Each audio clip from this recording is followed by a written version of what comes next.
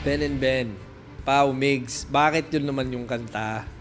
Actually, hindi kami yung nagre-react. Si Chito kanina pa text ng text sa akin. Sabi niya, bakit naman bro? Pinapaalala niyo ba yung trauma sa buhay niya?